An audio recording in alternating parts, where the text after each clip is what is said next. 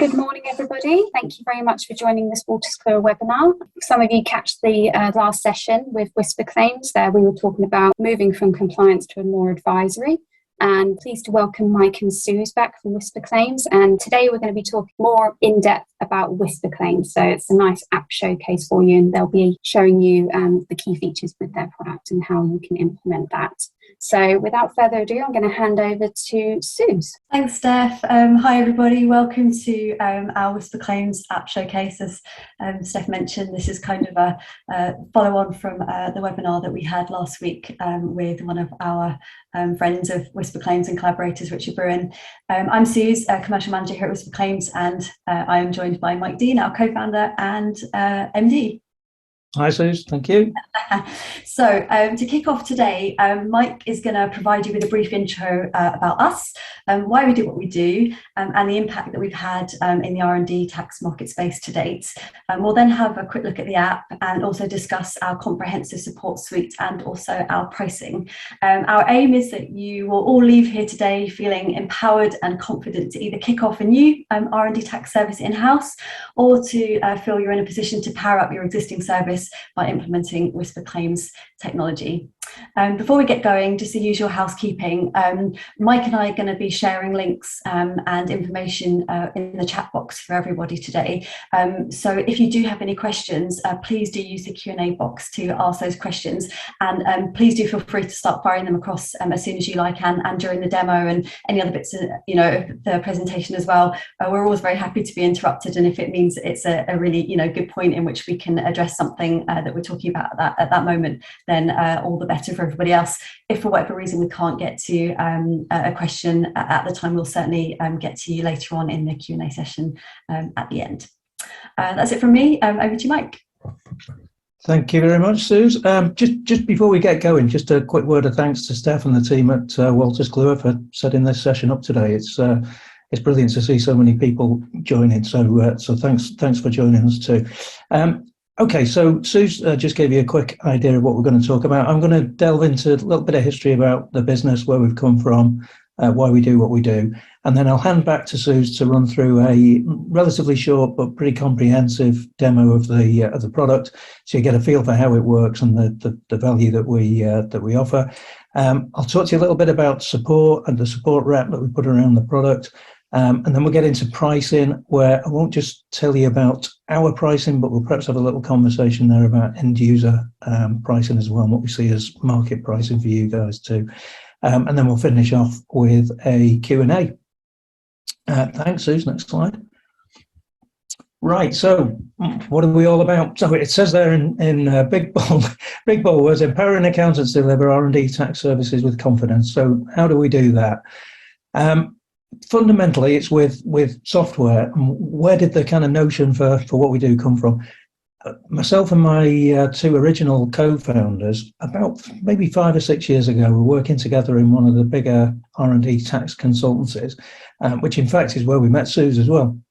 And we could see at that stage the sort of structural issues in the R&D tax market, and the fact that there were certain behaviours, if you like, some bad behaviours from consultants, as well as sort of structural issues around pricing, so very high contingent prices, very high costs being carried by the specialist service providers, which were leading to things like smaller claims not getting dealt with, and many SMEs not getting the service that they deserved.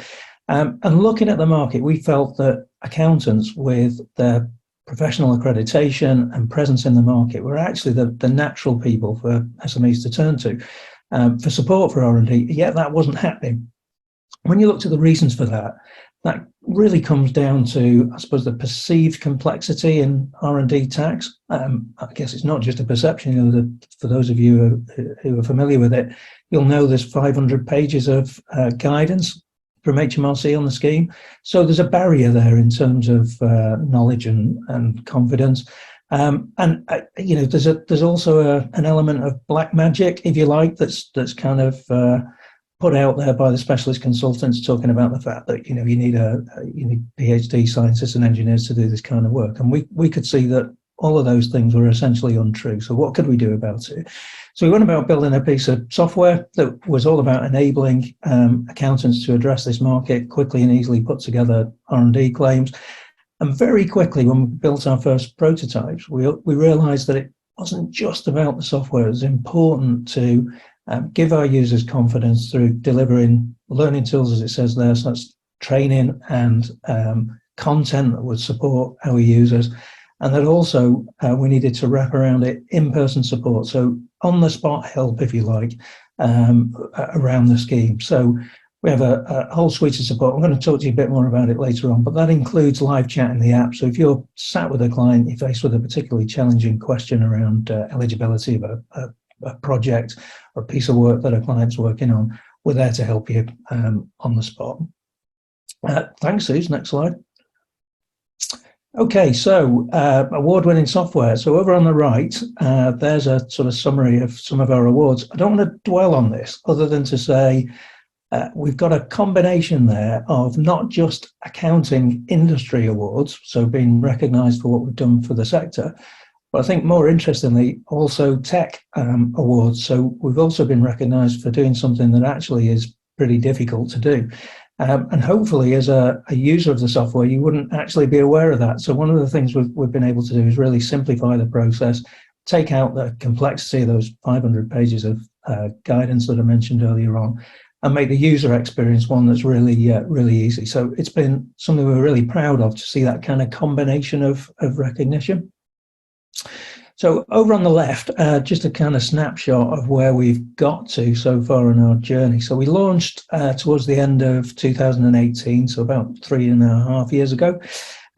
We've currently got just over 160 subscribing firms nationwide. The majority of those, about 85% of them, are accounting firms. The other 15% are specialist consultants who use us to address particular parts of their market. So far, 2,455, I think, as of this morning, claims have gone through the system. And actually last year, we did about 900, which represents around 1% of all claims submitted to HMRC. So from a standing start, we've got to certainly in volume terms, we've got to the kind of size of any one of the bigger consultancy names that you might recognise in this market. So we're really proud of the fact that we've enabled those firms that we're working with to achieve that level of market share in that time.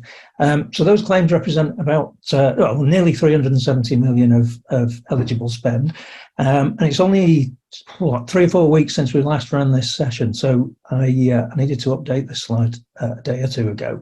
And I noticed that figure's gone up by 38 million in just those few weeks. So that's 38 million of additional eligible spend, which represents about 10 million of tax benefit delivered in just the last few weeks, which is amazing. I'm really pleased with that.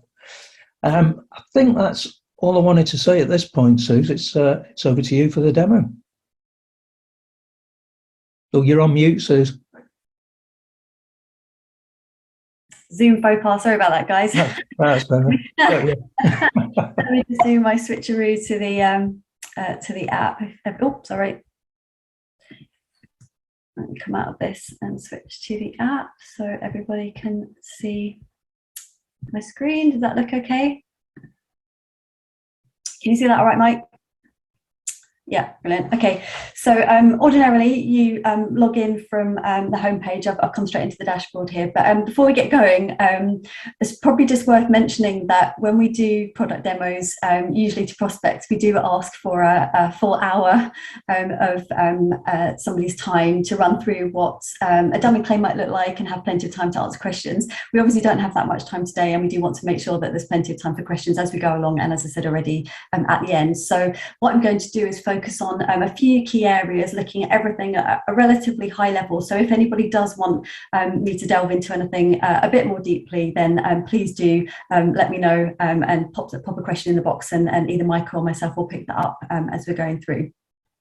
I think the first thing to to really sort of stress and be really clear about is that there is no doubt that a user of WhisperClaims will need to have a basic level of understanding of HMRC's guidance and understand what constitutes eligibility, what satisfies HMRC's definition of R&D, so that you can guide and coach your clients on what an eligible project looks like. And kind of Mike's already alluded to this already, but despite what certain voices within the industry may say, you don't need to have expertise in your client's area of science and technology. You don't need to be an engineer. You don't need to be a software developer. WhisperClaims has been specifically designed to take you through a very structured and repeatable process, ensuring that all of the right questions have been asked and guiding your conversations to make sure that all the corners of the scheme have been poked into. So as I said already, when you first come into the app, you're going to see this homepage dashboard, which is essentially your gateway into the rest of the software. I'll give you a really brief tour of this page and then we'll jump into the question set. So very right in front of you, you're going to see you've got access to recent clients and recent claims, just enabling you to pick up easily from where you last left off. Running along the bottom of the screen there, you have content being pushed through from our website. This is just things about events we're running, changes to the scheme, insights, updates, product features, that sort of thing, just enabling you to stay up to date. In the top right-hand corner, you're always going to see a green button, which is going to have your initials on it, and very quickly just to show you, this is where you manage your account. So you can do things like view your profile, view your subscription details, add and remove users and assign permissions to your users as well. And also you can view any invoices you have. Wherever you are within the app, you're going to get access to our support. And again, Mike did touch on this briefly already with live chats. That is just down here in the bottom right. So you can see you can very quickly get in touch with us if you need to. You also have access to us via this question mark icon in the top right as well. You can see you've got our telephone number, and also you can email us from within the app as well. So our support covers any questions you have to do with your journey through the software, also any questions you have around the scheme, eligibility. You might have a client that's got grants and you're unsure how the claim is going to be affected by grants. Throw anything like that at us and we'll be very happy to help and advise. When you want to get started with working with a new client, all you need to do is navigate to the client section. I've got lots of dummy information here. This is my training account. So this is what your dashboards will look like in time. Everywhere you see a big green button indicates you can add something. So on the right hand side here, I'm just going to start adding a new company. I just start typing. Woebegong is our company name. So you can see I've got lots of data being pulled through just now as I start typing. This is a little API integration we have with Companies House that's doing two things. It's filling out the information for us, so it cuts down on our admin time, but it's also just doing that initial double check to make sure that the company we're going to be working with is limited and therefore subject to be able to claim R&D tax relief. Once you've created a company, you then go into the workflow tab and you can start working on a new claim. Now there's lots of features and nav and tools in this section, but I'll just pick on a few things. So to start a new claim, again, if you just navigate to the green button, click on add, you're going to see all of the companies that you've already prepared within the app available for you to choose from. Select which company you want to add the claim to, and that's going to launch you into a fresh question set.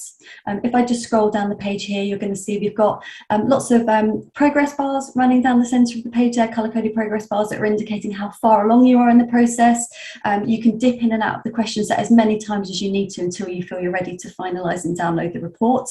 Anything that's green, again, is indicating that that is complete. So if I just move along this row here, you're going to see this is the finalized report we have sitting in the admin ready for you to download and submit. We give you the report in two file versions, a PDF and a Word version. The Word version is just there to give you some flexibility to be able to customize the document if you maybe want to add some additional content, maybe you want to add some branding, or your client's got a template that they want you to use. You can lift the copy of our report and pop it into your own templates. Just behind these ellipses, you've got some additional functionality. So things like requesting an unlock. If you get to the end of the process, you're reviewing the report and you realize that there's been a mistake made, or some more information has come to light that you now need to add in, you can request for the claim to be unlocked, go in, make any changes, and then the system will regenerate a new version of the report for you based on the amendments that you've made. Okay, so let's dive into a claim. So this is a training claim that I have. It's just pre-prepared with dummy information so that we can move through the system. So similarly with the dashboard, let me just give you a really, really quick introduction to the page, and then we'll start working through the question set. Okay, so here on your left hand side you have a progress/navigation bar. So if I just expand some of these buttons, you're going to see all of the sections that you're going to work through as you go through the claim.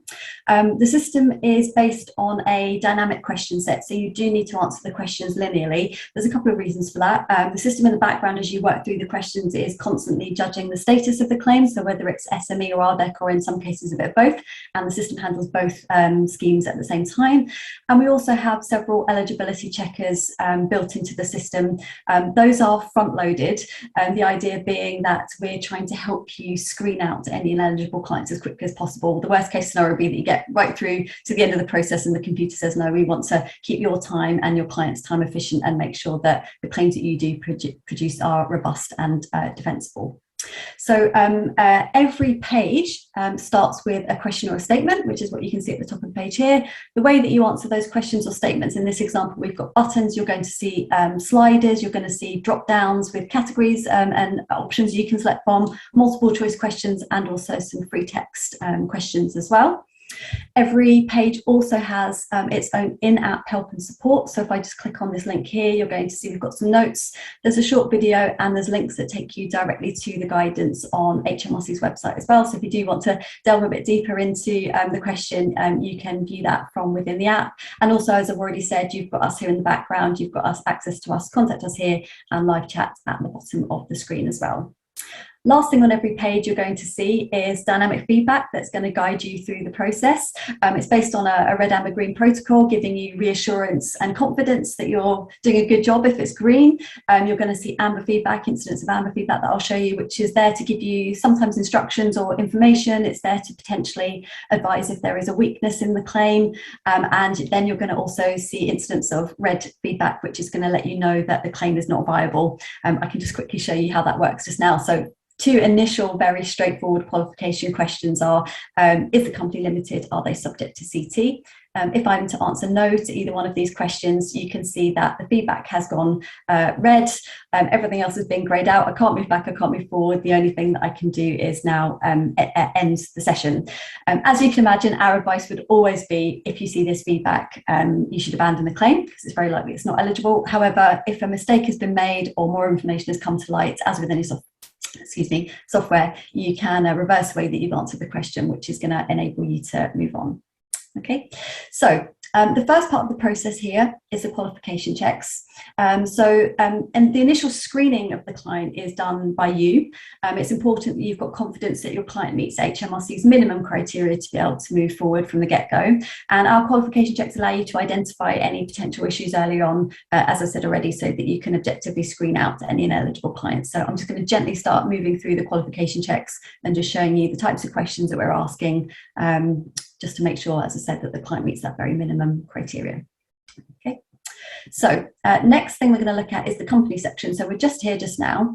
As I've already mentioned, the app is working quietly in the background, ensuring that routes being routed accordingly, spend is being routed accordingly. And I'm just going to be able to quickly demonstrate how that works. So one of the criteria to be able to claim under the SME scheme is to have 500 staff or less. So if I just look at the staff numbers here, if you watch the feedback at the bottom of the screen, I'm just going to inflate this figure over that threshold, and you're going to see that feedback's gone amber, and we're being told that we're now looking at an RDEC claim. Now, fundamentally, the way that we're going to work through the system is exactly the same. There is no difference. What this is enabling us to do is, let our client know early on, and also help manage expectations for our client. As you'll be aware, the large company scheme is slightly less generous than the SME scheme, and this is something that may be important to your client from the get-go as well.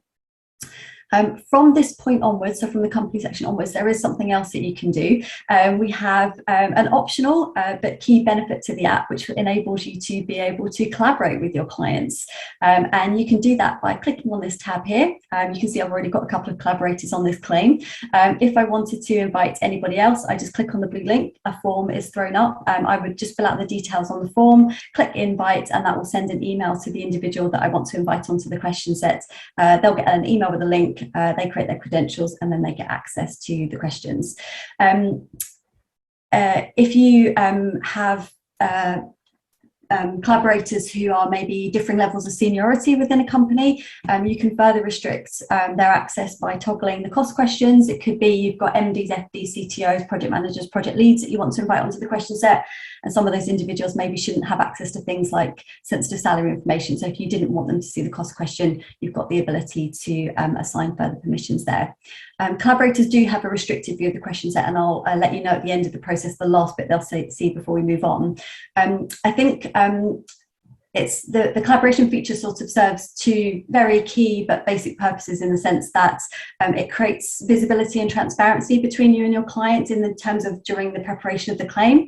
I was talking to Mike the other day about a client that I was speaking to not that long ago who was actually struggling with how to fee for this type of work, and they were specifically referring to one of their clients who they charge a monthly retainer to.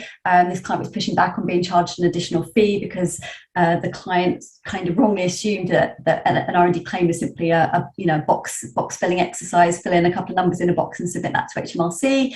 And from the accountant's point of view that I was speaking to, they recognised that the ability to expose their client to the app as a collaborator and demonstrate the time and effort required, the level of detail they needed to go into, as well as all of the complexities that surround the process, gave them confidence that they would now be able to be in a much stronger position to be able to command, a separate fee that was reasonable for the time and effort that they were spending on doing this type of work. So that was a really positive thing. The other key feature, or the key benefit, sorry, of this feature is that I don't know if anybody within the audience here is already doing R&D claims for their clients, but certainly one thing that we found in our previous life in the consultancy world was that it can sometimes be very difficult to pin your clients down in terms of being able to extract the relevant information you need from them. Again, by being able to allow your client to directly work with you within the app, anybody who's time poor or struggling to, take your calls within business hours or give you the information that you need, just by giving them access to the questions, that might mean that you get, that information which will enable you to move the claim forward. You can also leave notes between yourselves and your clients here within the app on every single question. So if you want to leave messages for each other or point your client to certain questions, you can do that as well.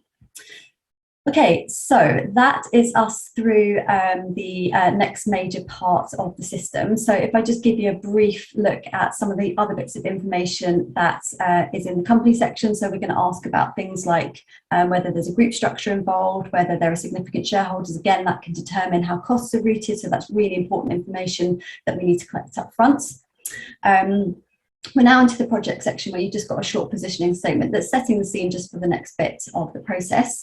What I'm going to do now is just pick out some of the bits of the project section to show you how we're going to look at where eligibility lies, how the system is going to prompt conversations and help you gather data for the report, whilst also handling some of the complexities of the scheme, things like acting as a subcontractor, and also down here we've got grants as well. Okay, so one of the first things I'll pick out is commercial drivers. So this question is asking you and your client to have a discussion about what were the commercial drivers that underpinned their need to carry out R&D.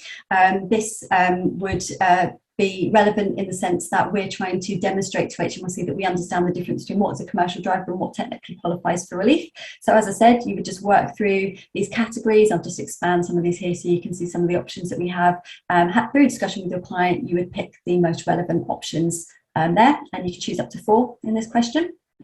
Another good example of a different style of question that we ask is around the type of R&D that your client is active in. So just here, so this is all around a bit of the legislation that some of you might be very familiar with, CRRD 81900. So in this next section, we're going to have 4 questions, sections A, B, C, and D, and you can see we've got a slider for each of these questions.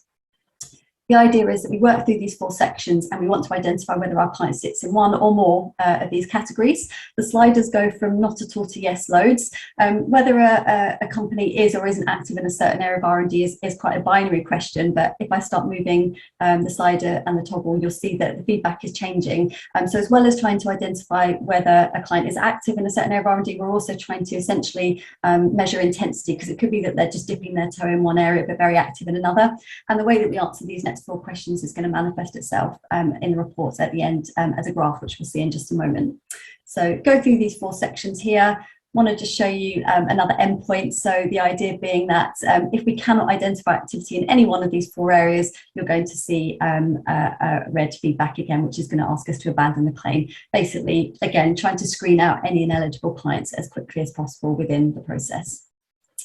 Okay, so let's touch on next. Let's have a look at competent professionals. So this is something that is HMRC have always been very hot on, but this is becoming increasingly more important to be able to identify who the competent professionals are within the claiming company. These are the people that have the qualifications, skills, and/or industry experience to be directing the technical problem solving within the projects that your client is claiming for. Okay, now we've identified who the competent professionals are, let's have a quick look at things like technical challenges. So you'll recognise the style of question here is very similar to the commercial drivers.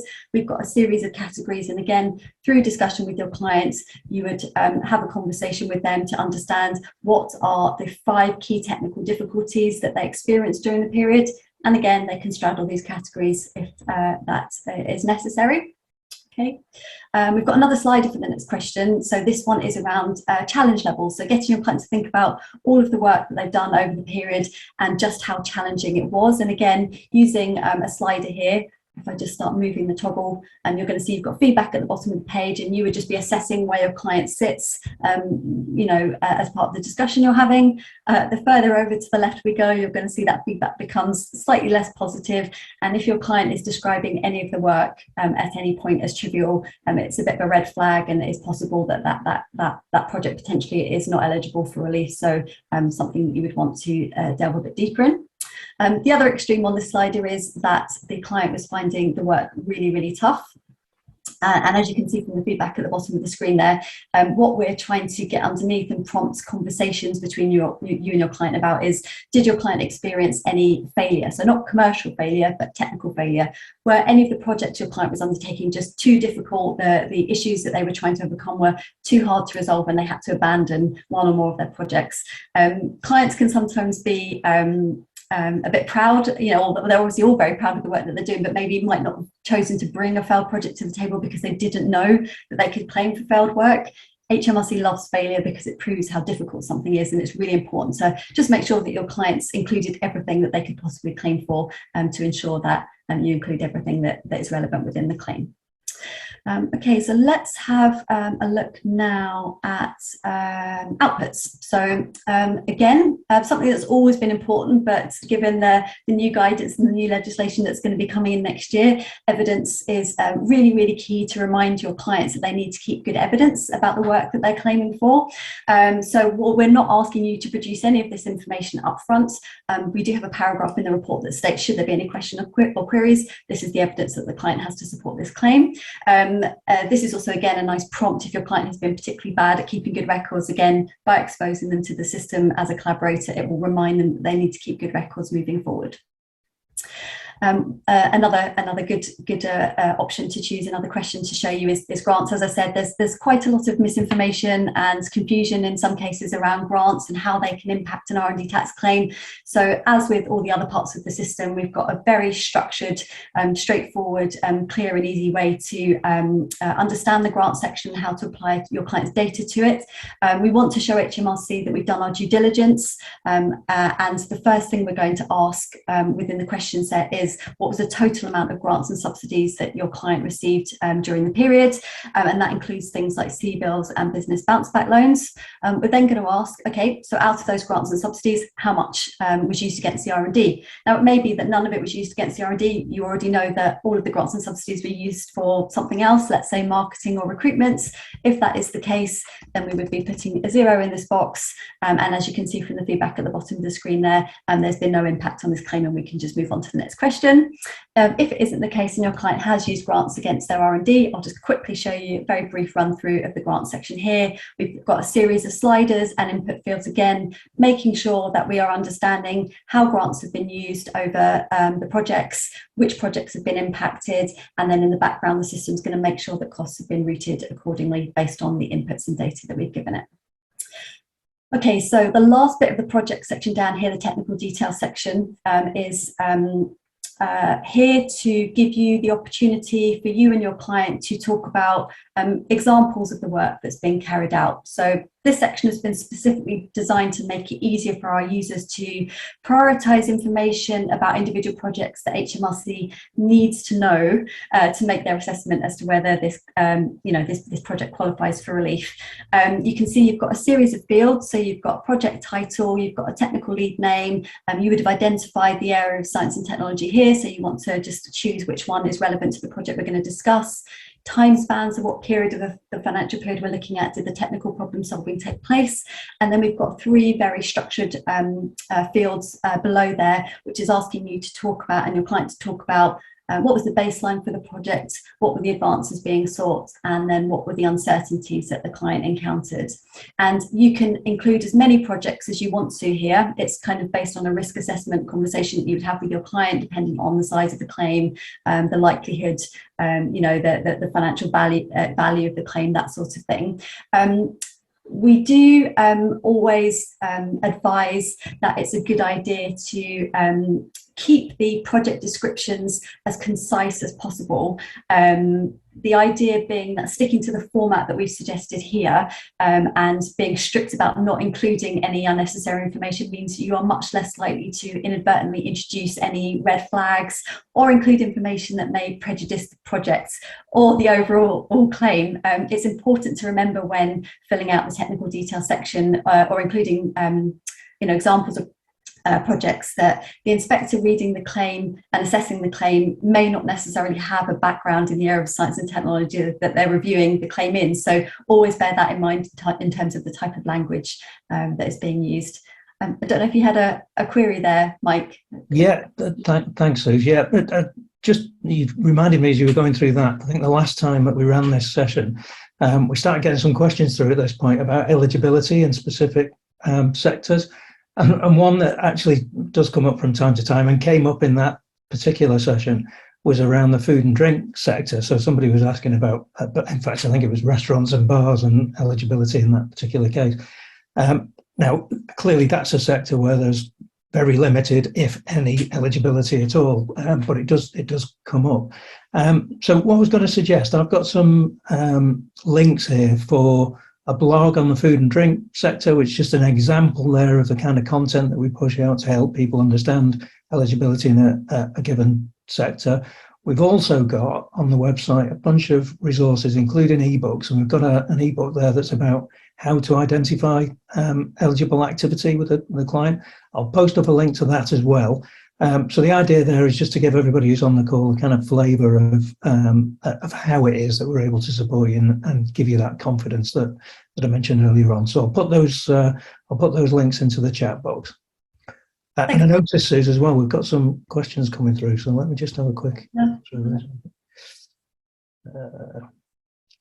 Yeah, let's just address these while we're here, Sue. So Richard's asking a question: is the idea of these boxes and tick sheets to fully replace the R&D report that a client might produce for us, or to work in sync with it? The answer to that, Richard, is to essentially work in sync with it. So essentially, what you do in the process that Suze has described so far is taking you through this kind of detailed but repeatable process, so that with every client you're able to work through all of the questions that HMRC would expect you to in order to establish eligibility. This bit that Suze is talking about here, the technical details section, you may well pull that straight from the client. It might be some existing documentation, it might be existing reports that you're pulling that information from. And ultimately, Suze in a minute is going to show you how we produce the reports on the back of this, and that's where the real kind of pain in this process is taken away from you. You don't need to worry about writing a report. The system's going to do that for you. So that'll become apparent in a little while. Can you add pictures and diagrams in the technical details? Not just now. That's a question from Richard again. You can add it to the report though, so we'll show you that when we get to the end of the process. And we do have a feature that's being worked on at the moment that will allow you to add attachments at this technical detail stage. And then Fazia is asking, are there template wordings for the project? And we're not experts in the client's field. Would the client be? Yeah, as I just mentioned, in the main, the information that's in this technical detail section, you're drawing that from the client. We'd resist template in this section for the reason that this is information you need to draw from the client. So sorry, Suze, I've taken you right off your train of thought there, but it was good to answer this question. They're really good questions. Thanks everyone for the input there. Well, that's us at the end of the project section. So as Mike just said there, you've gone through this sort of top-down overview of all of the client's work and activities over the financial period, culminating in providing some specific examples of the projects that have been carried out. Now we've identified where eligibility lies, we can work out what costs to associate with that. So that's us now leading into the cost section. So the first part of the cost section, we're looking at staff costs, and there are two ways to be able to collect staff costs. You can either do it globally, which is the view that you can see in front of you here. So this is the full year salary, NIC, pensions, and any bonuses that have been paid out. If you're using this view, the next question that you're going to be asked is using a slider to reasonably apportion how much of the staff time overall was spent on R&D. You would clearly need to have a calculation to justify, in this example, why we've chosen 30%, should there be any questions or queries raised downstream. I'm just going to flip back to that previous question because we do have an alternative way to collect staff costs, which is a much more essentially robust and granular way to do so. So you can add in individual staff members and you can do this manually. Or you have the opportunity to upload a CSV. So if you've got a data dump from your client's financial software package, the system will, when you go to continue, the system will ask you to map the fields that you need to pull down, which will reflect these here. And then this final column, percentage time spent on R&D, would need to be a conversation that you would have with your client based on the individuals. If you're using this view, the next question that you're going to be asked isn't that slide question, because the system's going to work out the overall staff time for you based on the data on this page. It is then a case of working through all of the costs. So we ask about employment allowance, reimbursed R&D expenses if there are any. We ask about software costs, so not the cost of developing software, but any licenses or subscriptions that have been paid for in order for the R&D to be carried out. What was that global cost? And then we're going to ask you to apportion how much of that was relevant to R&D. If there are any spends on here, so things like clinical trials, that this was a software type claim, so that obviously wouldn't be relevant in this example. If there are any costs that aren't relevant, to enable you to move on to the next section, all you just need to do is exclude them using the tick box here. And then you're going to see a running theme start to gather. So we ask about raw materials. So what was the global spend? How much can we apportion to R&D? The same for heat and light. Global spends. How much can we apportion to R&D? We also ask about EPWs, so these are externally provided workers, otherwise known as agency staff. Were there any? If there weren't, again, you can exclude them. If there were, you can see that we've got two fields here for connected and unconnected staff providers, depending on the relationship the EPW has with the claiming company. And the difference between those two fields is the filter that the spend will be put through, so whether it's 100 or 65% of the spend that will be taken into account. That means that you always need to put the global spends again in these fields because the system will do the filtering out for you. And then very finally, we ask about subcontractors. So did your client employ any subcontractors over the period to assist with any of the R&D work? If they did, what was the entity type? And again, what was the relationship? Were they connected or unconnected to the claiming company? I've got an unconnected spend via a limited company in this example. So the final question that I'm going to be asked in this scenario is how much of that spend was relevant to R&D activity? Okay, so that is us at the end of the question set. I mentioned earlier on when I was talking about collaborators that they have a restricted view. So the first page that they'll see is this company section. And this, in this scenario, is the last page that a collaborator would see. I've got a review button at the bottom of my screen here, but a collaborator would have a submit button. And when a collaborator hits submit, you will get an email to let you know that they've completed their questions. And then they will be served a thank you page and their access to the system is taken away. So unless you want to invite them back in, obviously you can do that. But everything else I'm about to show you now is for your eyes only, and collaborators can't see this. Okay, so let's go into the review section. Into the review section here, on the left-hand side, you're going to see this is our claim summary review. So this is essentially an output of all of the numerical data that's been collected over the claim. You can see we've got lots of edit functionality, so we can make updates and go back into the question set if we want to. This is just giving us a chance to stop and take a breath and make sure that everything makes sense before we finalise the claim. So you can see you've got all your breakdowns for all the figures here. Okay, and then on the right hand side we have a claim risk assessment. Now I've purposely made this look horrible just to show you what essentially a worst case scenario might look like, but this is here to help you understand if there are any potential weaknesses within your claim and to help you to take steps to be able to mitigate against them. So this is an automated risk assessment looking at a variety of factors, which includes things like the company sector, the size of the claim versus the company turnover, if grants are present, if there are any group structures, in order to benchmark the claim against claims for similar looking companies and therefore be able to provide a rating for how likely this claim is to A, attract attention from HMRC, but B, also to stand up to an inquiry. What this is not is a measure of eligibility. It is simply here to, as I said, give you confidence that you know that should the claim be pulled up for an inquiry or an audit check, it will stand up and be robust and defensible. Okay. Underneath the risk assessment, you're going to see we have an approximate qualifying spend. So in this example, I've got spend going through the SME and the audit scheme because I've got a grant in this example here. You'll notice that these figures are very rounded. They are purposefully rounded down just to enable you to help manage your client's expectations. They're not far off it. They're only rounded down by a few percent.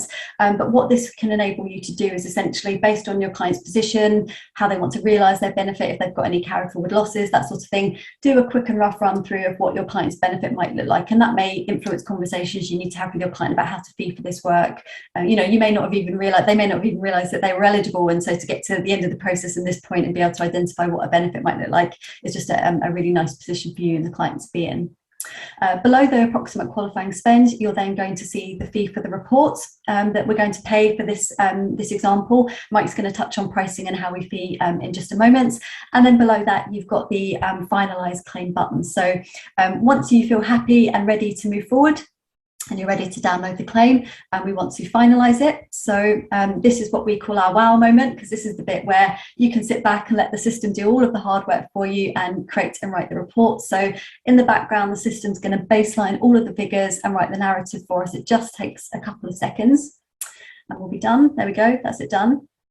Okay, and just before we download, there is an optional service that we provide here at WhisperClaims. So we will provide a claim review service should you decide that you want to take that. A claim review, unlike the automated review on the previous page, is just an optional layer of reassurance should you feel you need it. It is performed by one of our in-house support team who are R&D tax experts, Jen or Ian.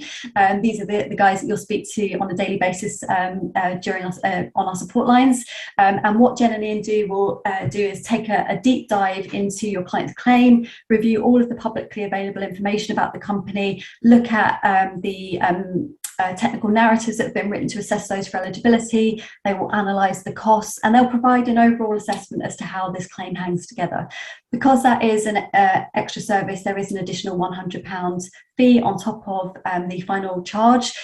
Some of our users choose to have all of their claims reviewed, and whilst others will request a review maybe on their first few claims whilst they build their confidence and experience in going through the process and preparing claims for their clients, and others will just dip in and out every now and again if they've got maybe potentially much more tricky or high value or high risk claims and they just want another pair of eyes on them. Once we're ready to download, all we need to do is hit the download now button, and that will show me that I now have access to the PDF and the Word version of the report. Let me very quickly download the PDF so I can give you a quick look at what the report looks like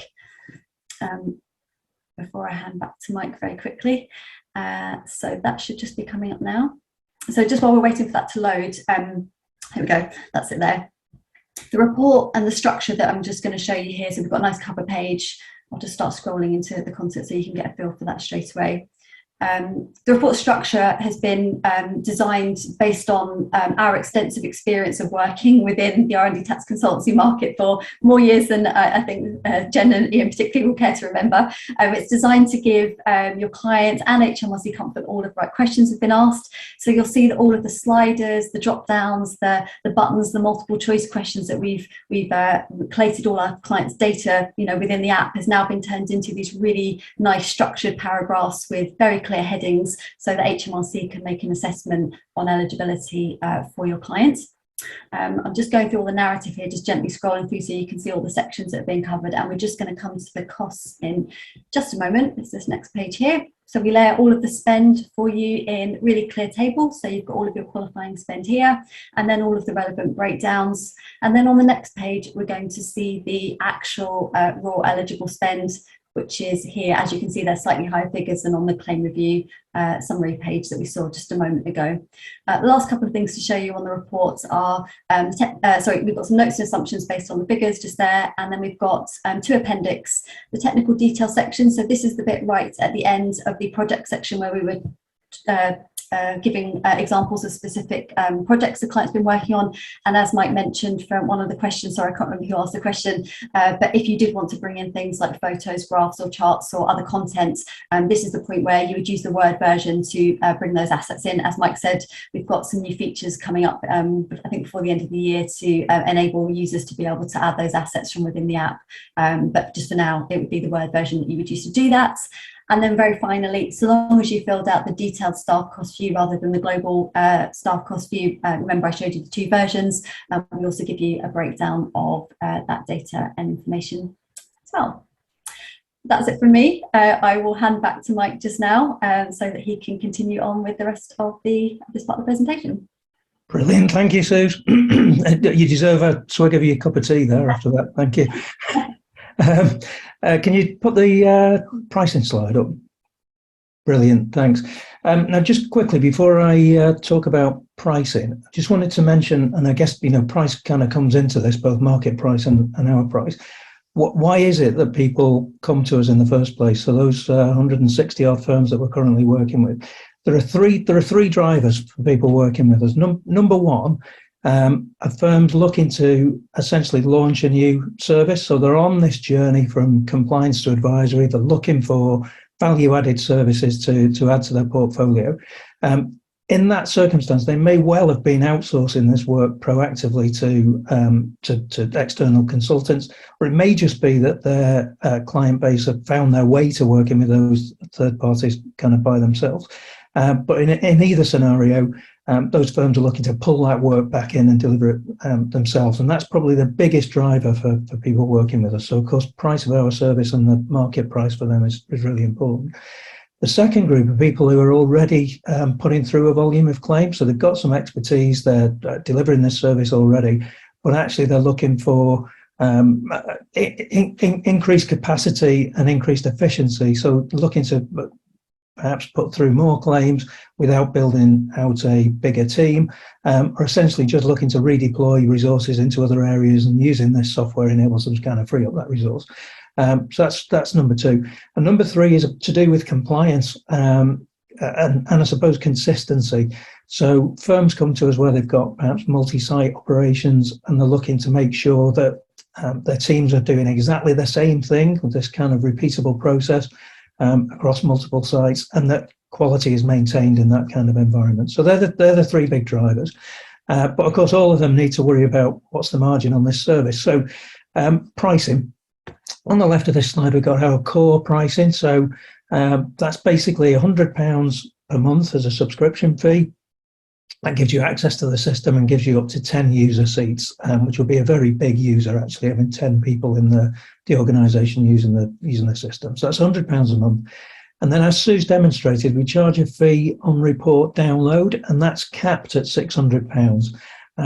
So what does the cap mean? We're actually charging you a percentage of the qualifying expenditure up to that cap. So that's 2.5% of any SME expenditure and 1.25% of any RDEC expenditure. So to just put some colour around that, if you had a small claim going through, let's say £10,000 worth of eligible spend, all going through the SME scheme, then that would be a £250 download, so 2.5% of the qualifying expenditure.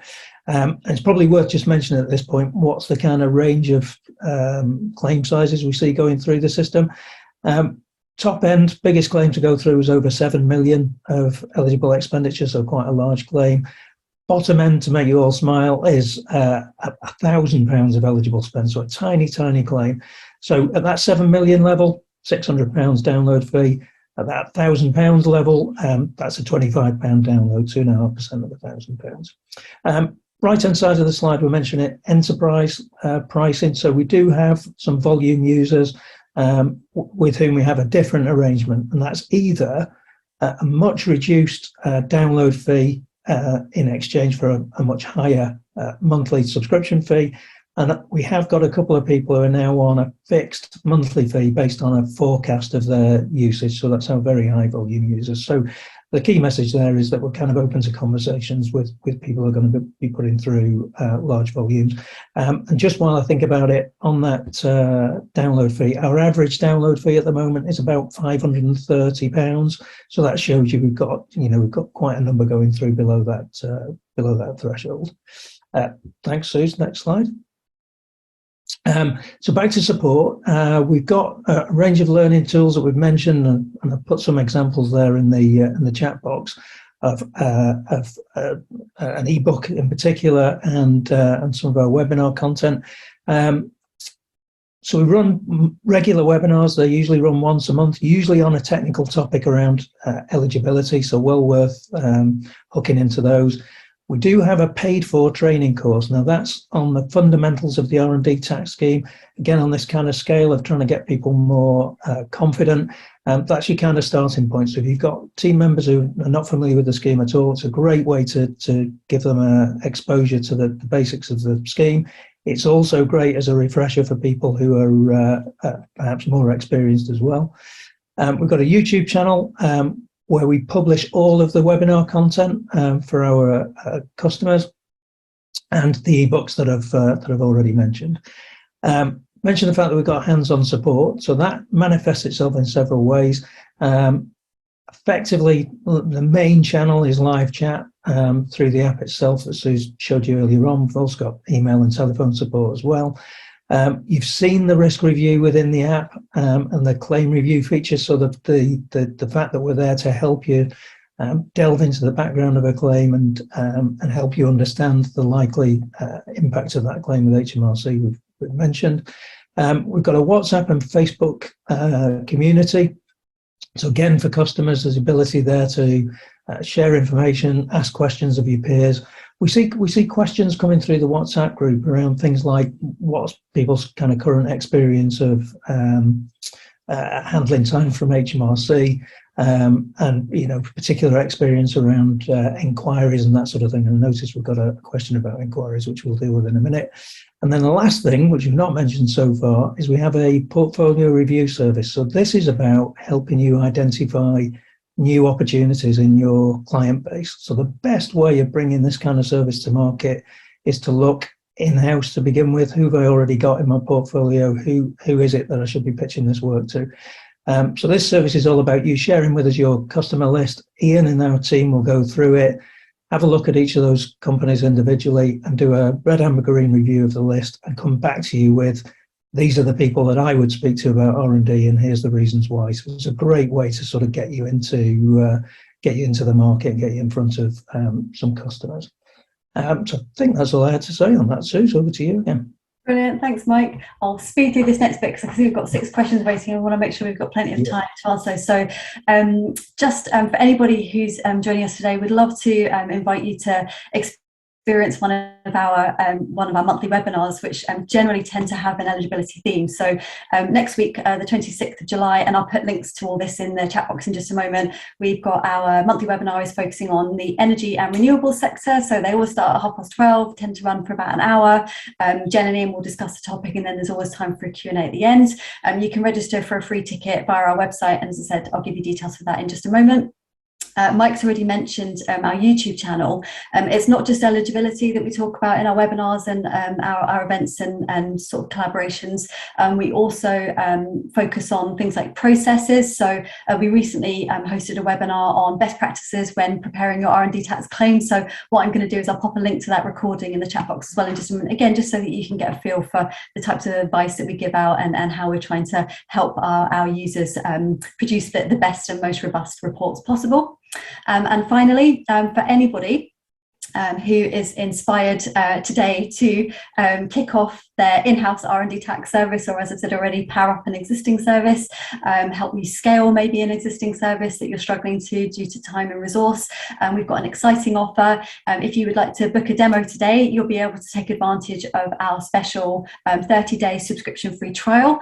Within that trial, you're going to get one free report download, so worth up to £600, and also one free claim review worth up to, well, worth £100 within that period. So as long as you download the reports within the 30 days, you get access to the claim review. If for whatever reason you didn't want to continue, there is no obligation to move forward. However, we hope that you're going to love the system so much and see the benefits that it will bring you, that will launch you into your subscription with us. As I said, I'll pop all the details into the chat box just now, while I just hand over to Mike quickly to kick off the questions.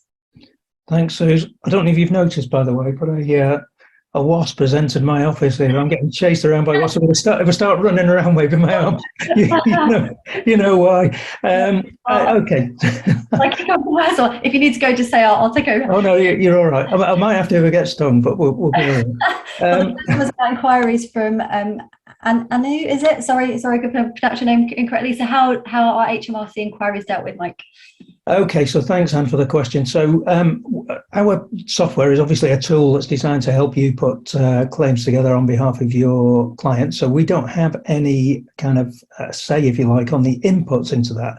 So we don't offer an inquiry support service ourselves. However, I guess there's two things to say about that. Number one is, by utilising the process that we've put in place here and all of the support that we've described, of course, one of the main sort of purposes of that is to make sure that what you do is compliant in the first place. So we hope that minimises your exposure to an inquiry. Many of you on the call are probably aware that there is a bit of a clampdown from HMRC at the moment, and there do seem to be some random inquiries going on just now. So there is always the chance that no matter how good a job you've done, that you do get exposed to an inquiry. But as I say, the more thorough the job you've done, the better off you're going to be in that scenario.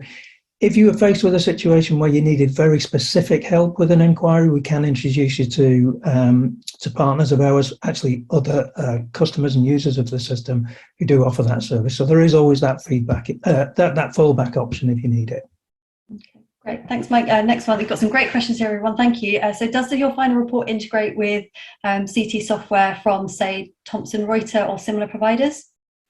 Thanks for that, David. So just a couple of things to say about that. The output that you've seen there in the report, it sort of takes two forms. One is you're getting the numbers there for the SME and RDEC spend. They go straight into your CT return in the appropriate boxes. And then, of course, you've got the report itself, which you should always append to any CT return, just as a matter of best practice. Again, any of you who are kind of keeping ahead of upcoming changes in legislation will know that from next April, every claim that's submitted to HMRC will need to be associated with a technical report. So you need to do a report for every claim. So again, you'll need to append the report to your submission, no matter which software you're using. We haven't built any integrations with submission software so far. It is something that's on our radar for future. But right now, it's a simple task anyway. Two numbers into the appropriate boxes in the CT return and append the report to the claim. And ask another question. So who submits the report claim? That's the accountant, so the agent of the end user, if you like. So it's not an end user job; it's an accountant job. Okay. And Darren, is there a limit to finalise the claim? Time limit to finalise the claim. Sorry, Darren. No, the answer to that's no, Darren. So I guess what you mean is you've worked through the process that Sue's described, and then you come into the end. Is there a time limit between essentially completing the claim and then paying for it? The answer is no. So actually, important point about that is, of course, that front end part of the system that's taking you through the question set and addressing all the things that Sue's demonstrated is essentially a screening tool, and there's no limit to the number of those that you can do. So, if you want to sit down with all of your clients and figure out whether they've got R&D, you can use that part of the system as a part of your subscription. There's no limit on that at all. Jenny's got a great question. Will you be offering any software to notify HMRC that we're intending to submit a claim to comply with the new rules, such as a template letter? That's a great question, Jenny. So as you can imagine, with these changes coming up for next year, we've got our dev team are working on solutions to all of those issues that are upcoming, including that one. Now, how we do it is a question that we're not quite ready to answer, but we're looking at a mechanism within the app itself to enable you to kind of pick up on that and get ahead of the game. So more news on that as the year sort of rolls on, but definitely we'll be in good shape for that by the time April 23 comes around. Thanks, Mike. And another one from Darren, do we get any free test clients? So as Sue's mentioned, we've got this offer on at the moment where you get a month's free subscription, and within that you get your first claim download for free, along with a free review of that claim as well. So every kind of opportunity to have a play with the system. We'd recommend that you use that free claim as a real one, so that you're able to get out there and charge for that service. And we hope that the margin that you make on the first claim that you do with us, that gives you that confidence to roll over into a subscription and continue to work with us from that point. I think that's it. And if it is, that's perfect timing. Hang on. Does anybody have any other questions? If you do, we've still got just another minute. We're happy to answer them. If not, really lovely to have spoken to you all today. I don't know if Steph's going to come back in, but thank you so much. Yeah, I think we can leave it there. Obviously, we will forward on your details to people in our follow-up. So if you do want to speak to these guys for a more in-depth demo, then we'll make sure that you've got the information to do that. But on behalf of WhisperClaims, thank you very much, Suze and Mike, for your time today and for that in-depth showcase of WhisperClaims. So thank you very much and enjoy the rest of your day. Brilliant. Thanks, Steph. Thanks for setting us up for us, and thanks to everyone for joining us. It's brilliant. No worries. Thanks very much. Bye. Cheers, guys. Thank you.